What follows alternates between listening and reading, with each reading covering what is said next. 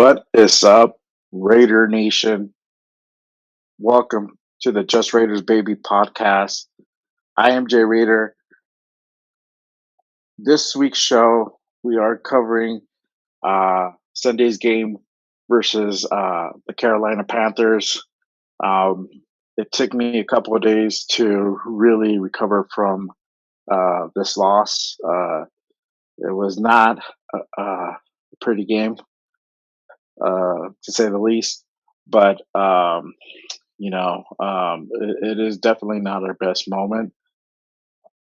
Before I really get into it, there is some key things that I need to go over.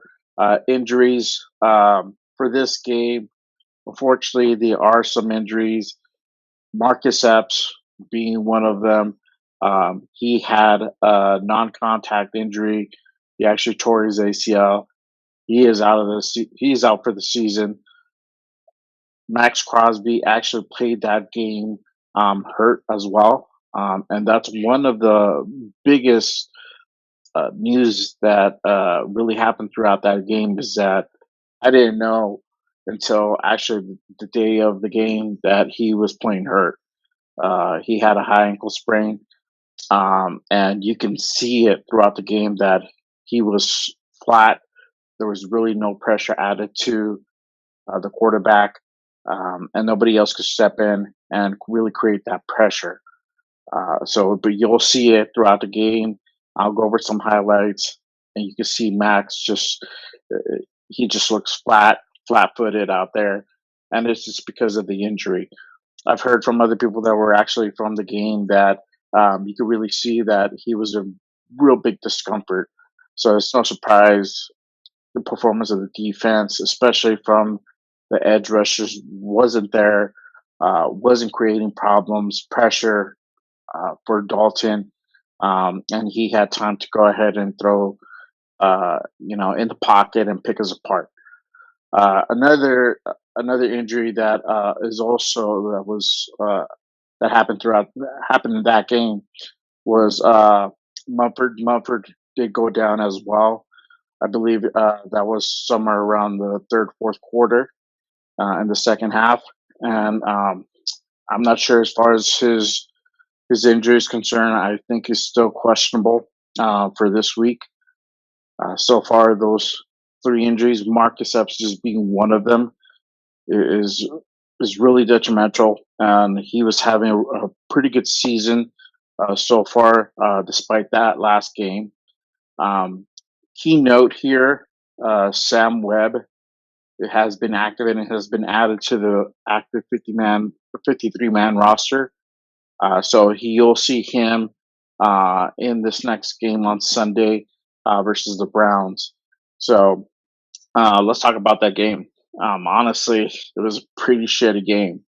Um, I'm pretty sure if you're watching this podcast, you already know that. We basically almost got blown out, and we got our asses handed to us. Uh, like I was saying before, the offense just picked us apart. Carolina's offense just picked us apart. There was no pressure that was that was really instilled upon Dalton. I think maybe there was just maybe one sack throughout the game. There was no run defense. They just ran all over us. Literally, there was a play where Spillane got run over by a lineman. It's that type of game, you know. So that kind of was really the rhythm of the game, and I was a big proponent of not really believing into the whole Andy Dalton's a Raider killer spiel. But as I saw the game progress, I'm like, shit, this actually might be true. And yep, sure enough, this guy put 36 on us, like it was nothing, and we made Carolina uh, really look like a playoff team. And for being one of the worst teams in the NFL, for them to put up 36 with a brand new quarterback, it's just mind-boggling to say the least. But hey, that's the NFL. That's sports. Unfortunately, Um, it's a long history for the Raiders. We have a lot of good times, and then we have the bad times. And right now, it's the bad times.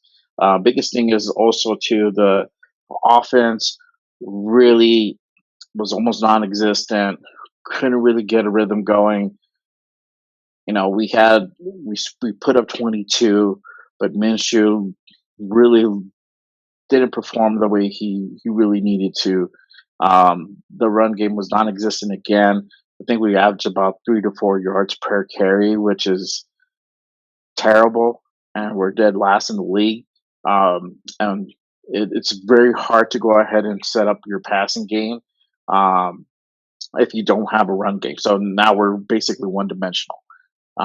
And really, as the story has been going on for the last 3 weeks, it's that offensive line. The offensive line is not blocking, cannot get good blocks to be able to go ahead and let the running backs, go up the field and really push that ball down the field. We're getting beat at the line of scrimmage. And at this point, we need to do something ASAP to go ahead and fix this line to be able to go ahead and set up that run game. If not, let's say Zamir White can't do it. Madison is not really having any success. We need to at least provide some type of protection for the quarterback, whether it be Minshew or we're bringing in the AOC. We need to give at least some time in the pocket, because right now what it's looking like, Minshew is out there almost running for his life every single snap and running out of the shotgun. He's doing a few snaps here and there from center, but usually every play is from shotgun. So that goes to tell you that offensive line is not the best right now. So that definitely has to be some movement out there. Um, Also, too, the speaking of which, since we're talking about the offense, Luke Getzey play calling right now, there is the big hype about getting rid of Luke Getzey, and honestly, I wouldn't mind him, seeing him go. The offense, the play calling has not been great. We really haven't really shot down the field, only a handful of times, if that. This last game, we really didn't utilize Brock Bowers until like the late fourth quarter, and the game was already out of reach.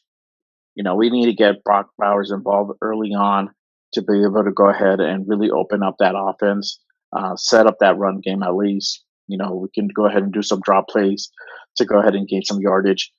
But Brock really wasn't involved until late fourth quarter. Um, and that wasn't even by Minshew. That's when they brought in AOC. So definitely Brock Bowers needs to be involved early on.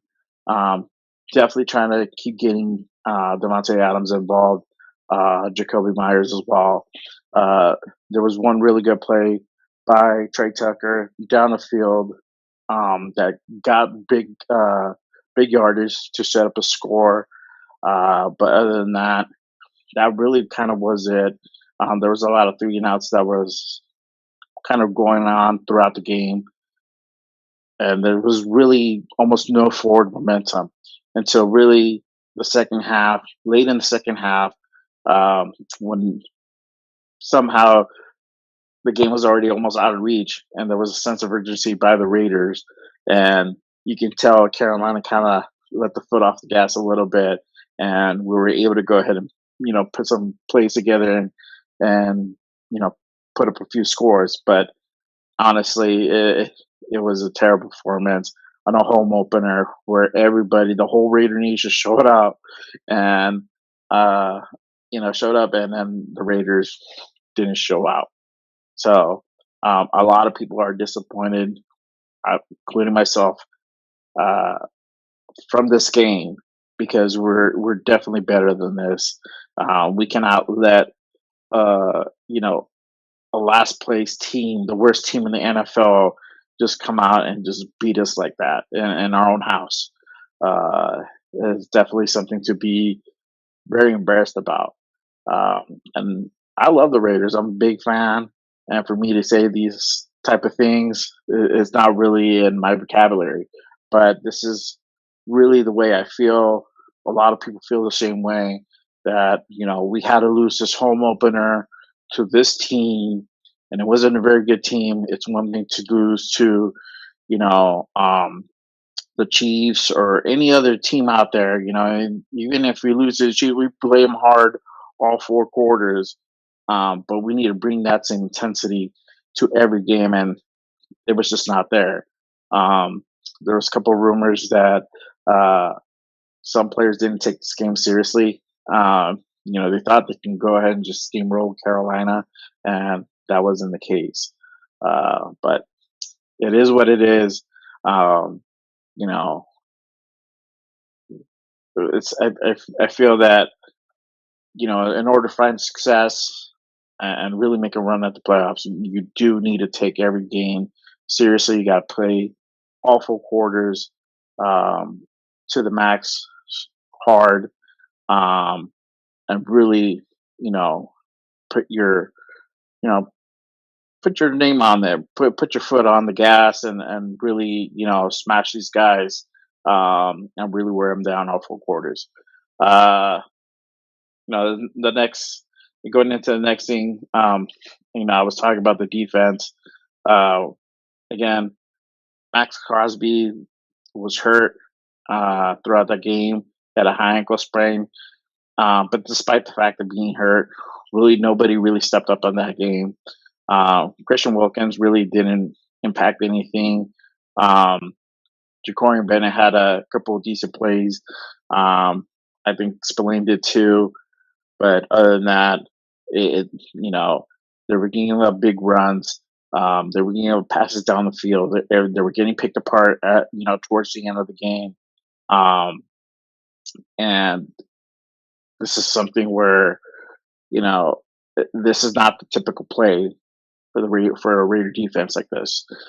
Um, so going into this next game, I would hope to see some guys step up. I don't know if Max will be 100%. Hopefully, maybe he'll be 70, 80%. But if even if he's not, there has to be other people to be able to go ahead and fill in that role, and create some pressure. You know, create some type of play to disrupt the quarterback, disrupt the rhythm. That way, these guys are not just shooting the ball down the field and gaining 20, 30 yards, 40 yards, getting into the red zone and be able to go ahead and just smash it down our throat, and um, we have to find an answer for that run defense because it is not working, and it's something that we've been dealing with since preseason, and so far there hasn't been an answer. I don't know if there will be, especially with the injuries right now. Um, but hopefully things do turn around.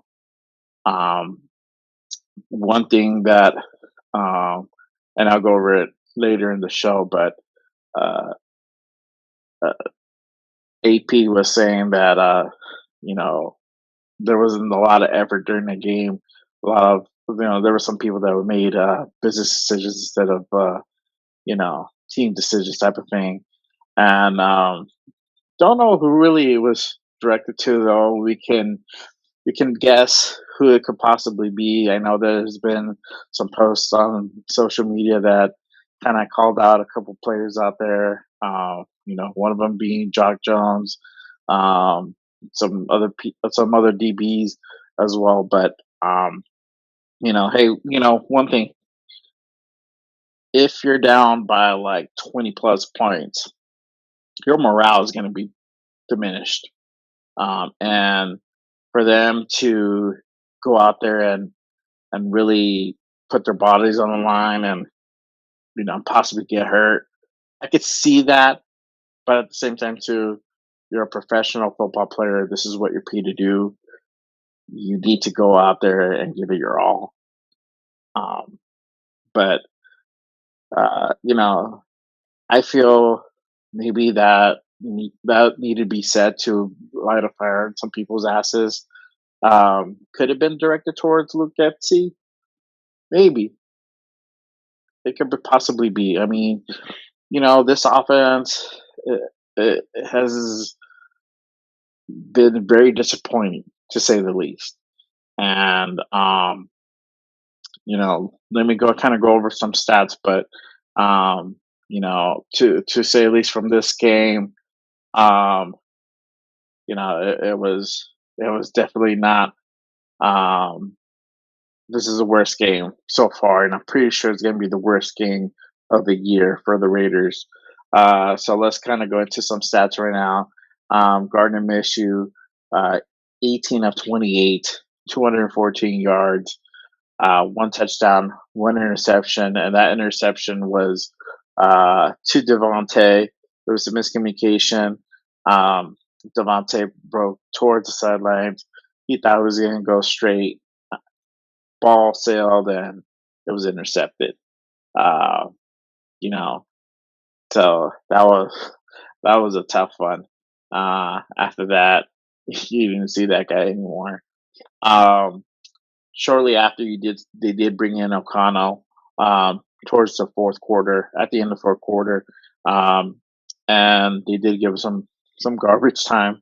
They want to get him some reps, which is great. And the kid drove the ball down the field. He was actually 9 out of 12, 82 yards, one touchdown, um, and he looked impressive. Now you can take that with a grain of salt. Now I don't know if most of the starters of Carolina were still playing at that point because the game was well out of reach. It was three scores. There were three scores down at that point. I'm pretty sure they already alternated all the first strings, started putting all the backups in. So there was a pressure that was put on O'Connell, and he was able to scramble out. There was a close call as well where he almost threw a pick in the end zone. Luckily, the guy didn't catch it, and then he was able to go ahead and score a touchdown in the following play. But super close call. Rushing was terrible. Zamir White only had 10 carries, only had 34 yards. And again, this is going into that, you know, Luke Getzey play calling where they're literally trying to force feed the ball and trying to get this run game going, and it's just not working. There was a play during the game. It was third and long. I think it was like 38, and then they ran the ball, and I think they picked up like a yard.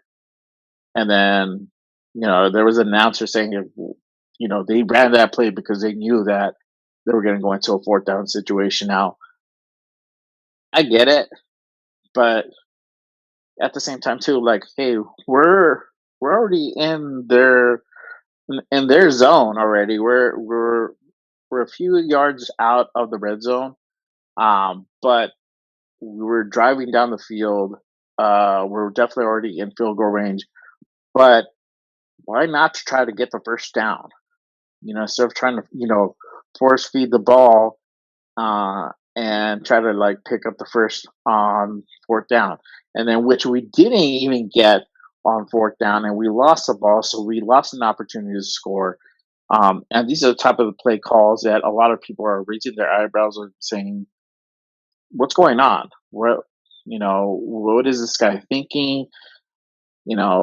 It's very simple-minded, textbook uh, play calling here, um, and he's not really doing what he's supposed to do on those no-brainer situations where, hey, we're on a third and long.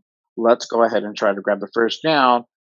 You know, if you want to play action fake and zip it to Brock Bowers or hit Devontae on the flat, or whatever.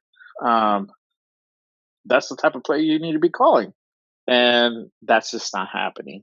Um, and I understand that AP has an agenda. He wants to go ahead and really establish a run game, but the run game is just not working because the offensive line is not working. So you need to fix one before you can have the other. And so I definitely see them moving some people around. DJ Grace did get some playing time um, the last game. Uh, Jackson Powers Johnson also played in that game. He played snaps as well, and they look pretty decent out there. Um, Glaze did look solid. I did like his performance, and I'm pretty sure you will go ahead and see this guy again in the Browns play and the Browns game on Sunday. Now, there was also a miscue by Danny Carlson.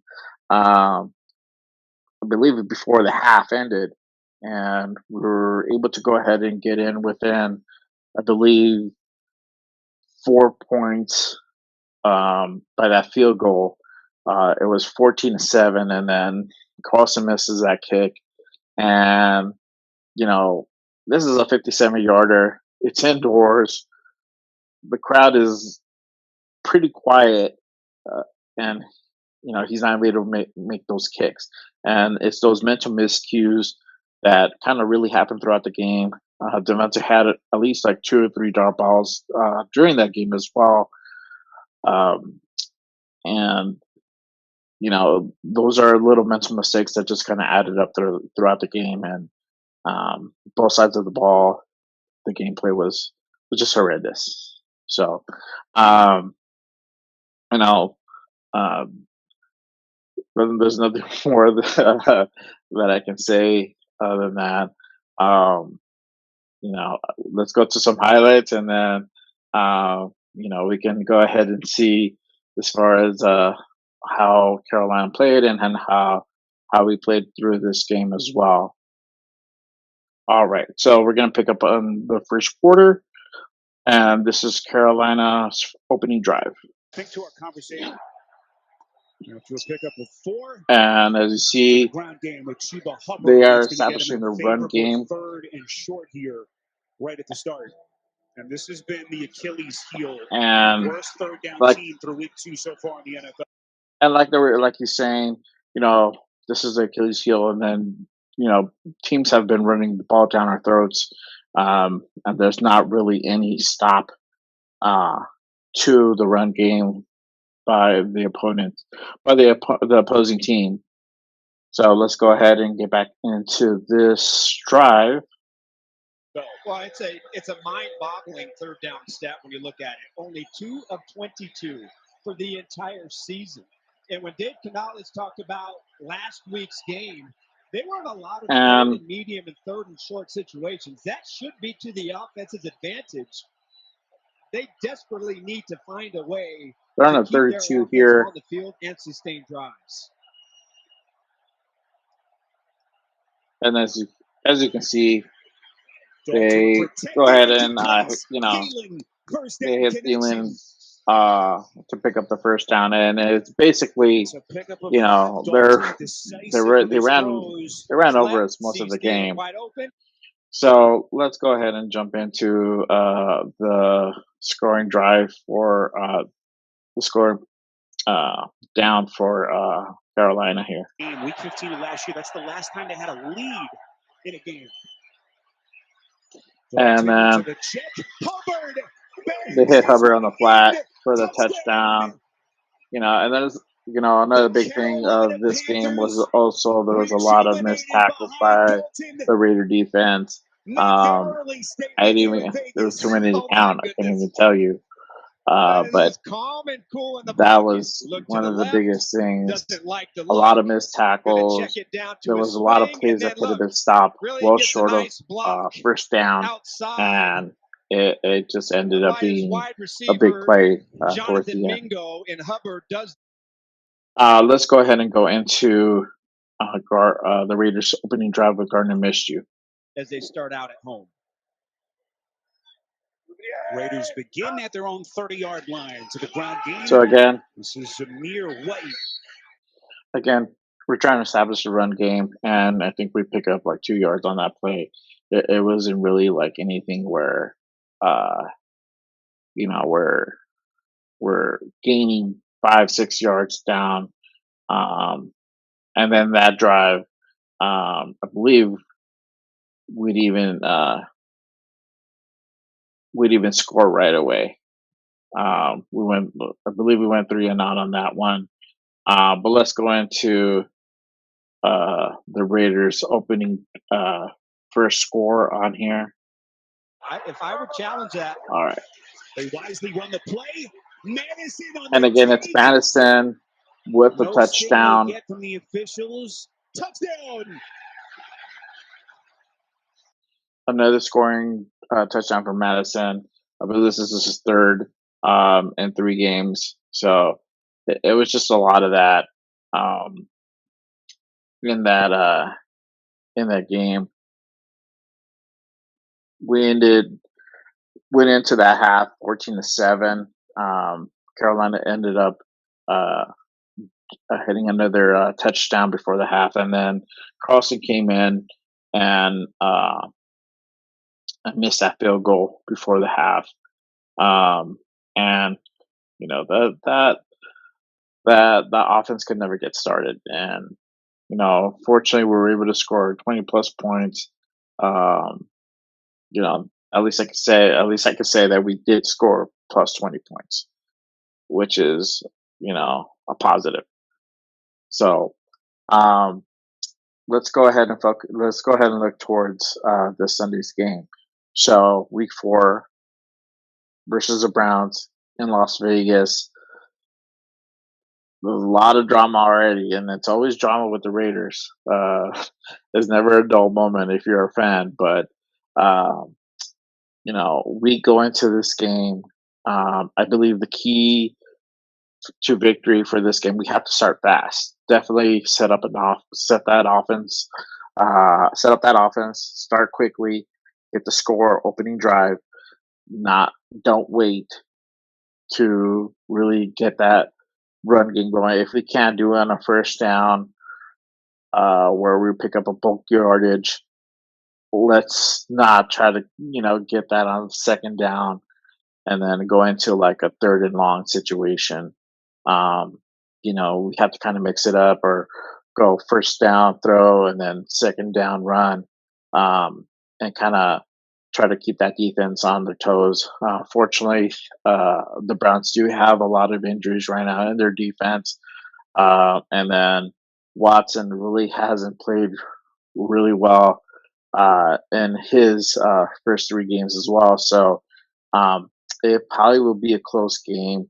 The defense will have to step it up. Hopefully, Max is back to close to 100%. If we get a 70-80% Max Crosby, he will make an impact. Not a big impact, but this is where other players step up and really help out to apply some pressure on that quarterback. And that's really where we've been finding our success, is applying pressure on the quarterback and disrupting the rhythm. And these guys can't really get anything going. That's how we did it to Lamar Jackson. We really couldn't do it to Justin Herbert. The run game got us, and it ended up opening up the field late in that game on week 1 versus the Chargers. So if we're able to go ahead and apply pressure and really play tight on that secondary, I believe that we'll be able to go ahead and at least keep this game close. Now, on the other side of it, again, we got to start off early with the offense and really set up that passing game, and try to mix in that run. If there is no real adjustment onto the O line, where it's just the same faces again, we're not really going to be able to go ahead and establish that run game. So it's going to be a long game, but then we really have to rely on that passing game. Really utilize Brock Bowers, utilize the other offensive weapons out there, and we'll be able to go ahead and find success. Now, I'm going to tell you something right now. If Gardner Minshew cannot get it done in the first half, expect to see AOC in the second half. I'm calling it right now. It's going to happen, because one thing that AP said earlier this week was that they were considering possibly switching up quarterbacks. Now, just the other day, Devontae kind of shared some insider information and said that he basically was consulted on whether or not uh, they should keep Minshew as the starting quarterback. And he said, yes, let's keep him. Now, for there to be that conversation, now Tay's saying, hey, I didn't approve anything, or nothing has to be clear by me. They just asked for my opinion, type of thing, and I get it. But if they have to ask that question, that means that in the back of their mind, they might be ready for a change. So I feel that yes, Minshew is starting, but AOC might make an appearance if Minshew cannot get it done, if he cannot get in a rhythm, if he's throwing a bunch of interceptions. You're going to see him come out, and you're going to see AOC come in, and then that'll be the last of Minshew, unless AOC gets hurt at some point. So that's basically the way I see the way things go in this game. Now, let's say Minshew kills it. I hope so. I think he could do it. I've seen highlight footage of him, and he's looked great in the past. So I think he could do it again, and especially where an offense is really centered around him, and you got a lot of players coming up and trying to encourage him and really have his back and show support for him. I feel like he can do it, and if he really gets going, this guy's gonna light it up. But there's also that very streaky Minshew, which we're seeing right now, because he has good games and he has terrible games. So honestly, it's 50-50. I couldn't even tell you whether or not he'll have a good game. I hope he does. But if it doesn't, AOC will be in, and that'll be the last of Minshew. And his role will be as a backup.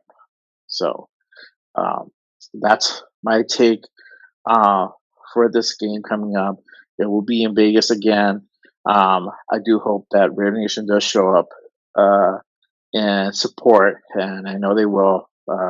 There's a lot of people that are bitter about this loss to Carolina, but I know diehards will definitely be out there cheering on our team. I will be out in Denver for that game, and I will be doing a podcast that day, the day before, and then probably one after. I'll try to get some cool footage um, of the parties, the tailgating, and some pregame partying that we'll be doing out there. But it will be fun, and we will not lose that game. I hope we won't. We better not, because I'm spending a lot of money on this. But the Broncos won their game last week. They got an upset too.